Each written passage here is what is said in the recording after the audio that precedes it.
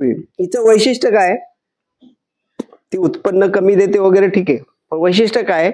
मटणाला खूप चांगली चव असल्यामुळे मार्केटमध्ये सर्वात चांगला भाव याच जातीच्या कोंबडीला मिळतो. तर दुसरी जी जात आहे गिरिराज. गिरिराज या जातीचं वैशिष्ट्य काय? तर या जातीचं पूर्ण वाढीतलं जे वजन आहे ते साधारण 2.5 किलो आहे नराचं, आणि कोंबडीचं 2 किलो आहे. म्हणजे 6 महिन्यात ही कोंबडी किंवा कोंबडा 2 किलो प्लस होते. म्हणजे वैशिष्ट्य काय? वजन फास्ट वाढतं. ती तिसरी जी जाते वनराज. हे वनराज या जातीचं वैशिष्ट्य काय? ही कोंबडी वर्षाला 120 ते 160 अंडी देते.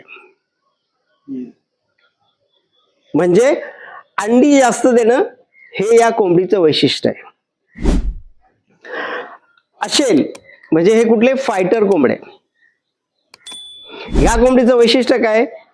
उंच पुरे असतात, मजबूत असतात, त्यांची रोगप्रतिकारक शक्ती चांगली आहे, आणि सर्वात महत्वाची गोष्ट म्हणजे कलर खूप सुंदर असतात. कलर सुंदर असतात, लांब तुरा लांब, आणि हे धष्टपुष्ट असल्यामुळे यांची रोगप्रतिकारक शक्ती खूप चांगली आहे. जी जाते कडकनाथ, जवळजवळ सगळ्यांना माहिती आहे. ही कोंबडीचं वैशिष्ट्य काय? हिची चोच काळी, हिची पिस काळी, हिची कातडी काळी, हिचं रक्त काळं, हिचं मटण काळं, अंड ही डार्क ब्राऊन. पण ही काळं असण्यामागचं कारण काय? की याच्यात काही औषधीय गुणधर्म निसर्गाने टाकलेले आहेत. म्हणजे या कोंबडीचं मटण जर तुम्ही खाल्लं तर तुमचा विकनेस कमी होतो, तुमची रोगप्रतिकारक शक्ती वाढते.